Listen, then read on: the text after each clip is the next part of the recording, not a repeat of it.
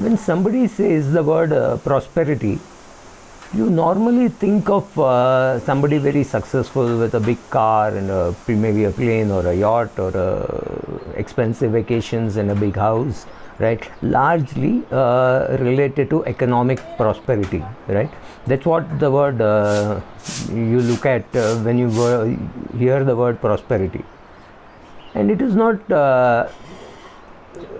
that money is the only thing for prosperity, but in general that is what we associate with prosperity. So I said, let us look at the dictionary meaning of the word prosperity, or even worse, those people who do not have all these material successes in life start thinking of themselves as failure because they don't have the things which we associate with prosperity. The media gives us a feeling that prosperity means big cars, fast cars, expensive vacations, jewelry, right? But that is a very restrictive meaning of the word prosperity. Prosperity is something like thriving. Of course, the dictionary also defines it as economic well-being. So it is not that it is not, but thriving can be many things. Your children could be thriving, you could be thriving in your health, you could be thriving in the way that you have friends. So that is also prosperity, right? So let us get into a little better definition of prosperity. What do we need to be prosperous, or think of ourselves as prosperous, and how material prosperity is nice. It's a big part of life, but it's not the only thing. So I said, let us go to the dictionary, and I found this definition. So let me read it from the dictionary. The condition of being successful or thriving, especially economic well-being, like I said a part of this earlier.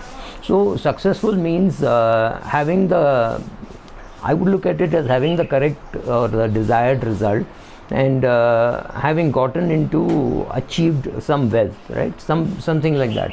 So again, you go to thriving, health is thriving, children are thriving, all that is also prosperity, right? That all these definitions, while prosperity means, it tends to be associated with a person's finances. It is not the only thing, right? In case you're wondering why this cap, this is obviously a Himachali cap. I am in a place called GB. On Twitter, I put a link called GB Adventures. I'm with them, and we're having great fun. I was shooting this at 5 a.m. and it was very cold, and it started raining. But the sunrise here is at 5:15, so which means even at 5 o'clock, if I'm shooting, there is sunlight behind me. Right now, it is only about 6:45. And you see how bright it is, right? So typical mountain, so early sunrise. So prosperity here means somebody having a lot of gardens and with plums and apricots and apples, right? So prosperity in each place is very different, and usefulness of a product can also be very different. So a person with a lot of sand in a desert can't be prosperous, but a guy with a lot of water can be prosperous. But a guy with sand can be prosperous in a city where some artists are buying the sand from him for painting, right? So what you have, money is completely useless if it can't exchange something for value. We all hope that something doesn't happen, but the word prosperity means you have something for which people are willing to pay you in value, right? So when we say prosperity, we also mean success, thriving and success. So your children can be thriving, they can be successful. A very, very successful kabaddi player will not make as much money as a reasonably successful golf player. Then there are people like, say, a Mahatma Gandhi or Shankaracharya, who were very successful, right? They were thriving, they were successful, but they didn't have a great bank balance. But they were successful, they were thriving. I don't think Mahatma Gandhi saw himself as somebody who is not successful or not prosperous. He was prosperous by the things that he had. In fact, Mahatma Gandhi is the only person who says, I'm rich by the things that I do not need, right? So if he saw a bottle of wine, or if he saw a bottle of whiskey costing a ton, I don't think he felt that he was poor because he couldn't afford it. He just didn't need it. So depending on how well you control your need, your wants and your gratitude, you can be prosperous. So Shankaracharya is prosperous without having any money in his bank account. without having any foreign travel, without owning a car, without owning a horse or an elephant or anything. But he had the biggest guys coming and seeking his counsel, right? So prosperity does not have to come from money alone. It can come from success. And after you have conquered your needs, wants, desires very well, anybody can be prosperous with any amount of money.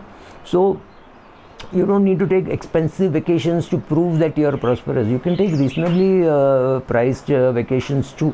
You can travel by train. You don't have to fly and feel prosperous. You can travel by train and feel prosperous. During COVID times, the fact that you couldn't travel showed that travel can be done very nicely with the minimum of fuss, right? So for us, an extra cost in this travel was of course the RT-PCR test, but we still could make it. The lockdown got lifted and we made this trip.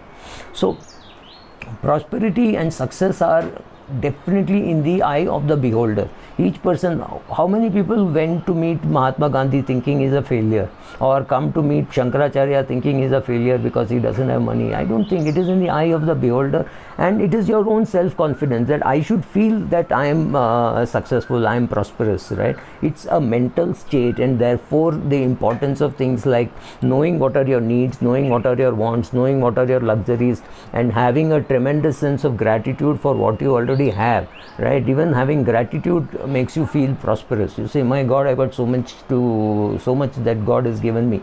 He's kept me alive today. I'm on my 50th birthday, 60th birthday, 40th birthday, whatever. He's kept you alive for such a long time. He puts food on your table. So that itself can give you a sense of prosperity, especially when you come to places where people work extremely hard. They're very simple and their requirements are very few.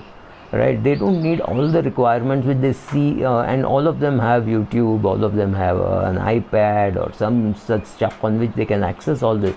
They don't feel that they are not prosperous. They feel they're prosperous, they're very happy, they have good food to eat. They pluck the food. I mean, the food that we have been eating last couple of days, 2-3 days, is straight come from the farm. You cut it and you cook it, right? So from the farm to the table is about 2 hours. That's it. So that is the kind of food we are eating. Again, makes you feel prosperous. Are we paying a hand and a limb for it? No. Right? So all that is leading to prosperity, right? So for a person in Mumbai coming to a place like GB and finding there is no crowd, there is calmness. If you can hear the sound in the background, it is some birds and there is a river gushing by. So that is prosperity for us, because we feel, wow, it's amazing to be living here, right? For us, being in solitude, we didn't see too many people. I don't think I've seen more than 50 people after coming here, and it's been 5 days, right? So for us that is great, and for those people who are here, they might think, wow, being in Mumbai is great, because they want to know more about Mumbai, what is happening in Mumbai. For us, it is the human mind which values the uncommon thing and does not value what is common. So for a Mumbaikar, the beach is nothing great, but for a person in the hills, the beach is something great. For him or her, going to Goa is something fantastic. And I'm sure for a person in Goa, coming to GB and touching the snow may be a great thing. And for people in GB, believe me, in winter, snow is not the first thing that they are wanting to see in the morning, right?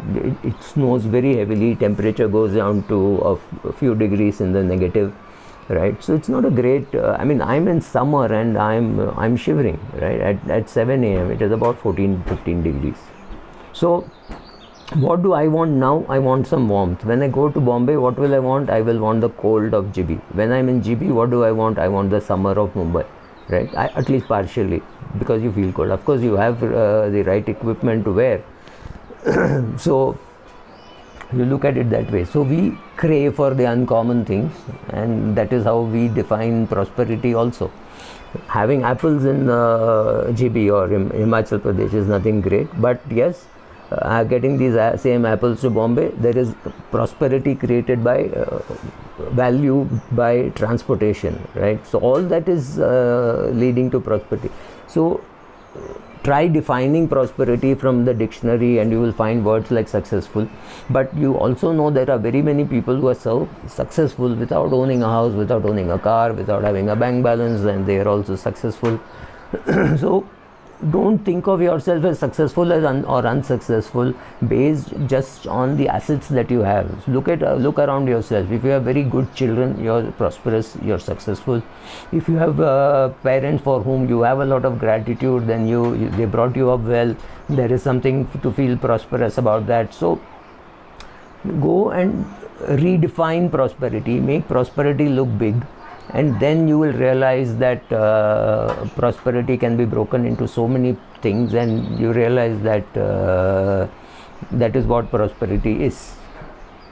You also realize how wrong it is to define prosperity in terms of money, because the world's richest countries like the US and Saudi Arabia don't come anywhere near in the happiness list, right? So are they prosperous? Yes, financially they are prosperous, but it is Denmark which is happier than US and Saudi Arabia. Saudi Arabia, there's no personal freedom. US has a lot of sickness. You have kids coming out with guns to school and shooting. So is there happiness? The answer is no. Is there prosperity? I don't know, because do they consider themselves successful if they have created a mess of a society? I don't know. I have not seen your US or Saudi Arabia in the top 30 ranks when it comes to being ranked on happiness or on feeling good, right? But they are number 1 and number 2, or maybe top 5 definitely in terms of economic prosperity. So I think the first step in economic prosperity is to know the difference between your needs and your wants, right? So we will see that now. So let us look at how one can be prosperous. I think it's very simple. First, know the difference between your needs and your wants. For your needs, write down all your needs. Have an itemized inventory of things that you need, absolutely need. Make sure that all that is bought within the money that you earn. If there is something which you need and you can't afford, then it may not be a need, it may be a want. I'm not talking of medical expenses and things like that. Medical insurance, yes. Term insurance, yes. That is need. But medical expenses does not have to be in a 5-star hospital. It could be in a well-run government hospital. It could be much cheaper. Ultimately, the question of getting the work done and not necessarily the tools to get it done. So make an itemized budget.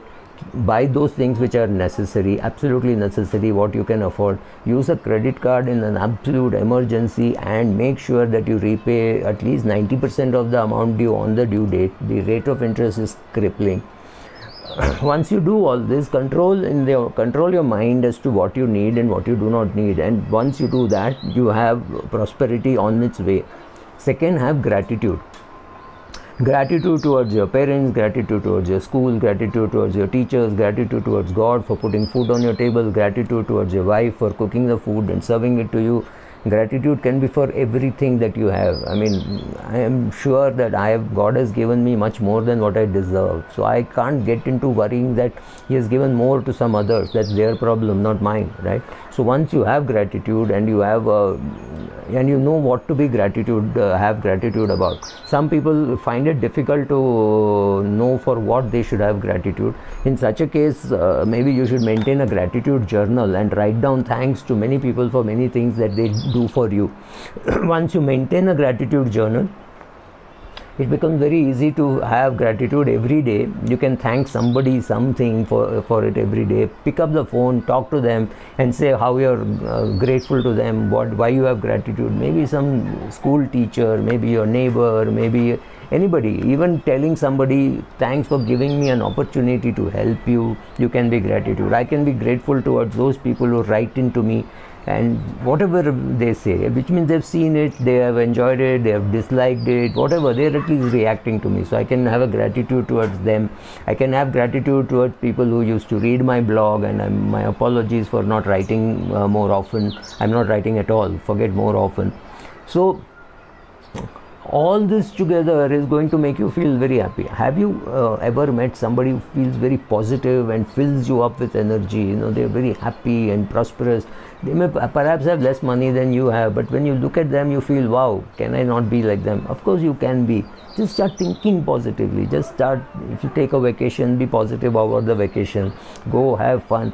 Your vacation need not be taken abroad. I don't even have my passport, right? The COVID has ensured that I don't have a passport. COVID has ensured that I didn't even travel. But there, you can always make short trips near your house. You can go meet people. All that is at least now being allowed. Do all that, have fun, talk to them on phone, have a positive attitude. All this together makes you feel very prosperous. That is what we are here for, right? Thank you.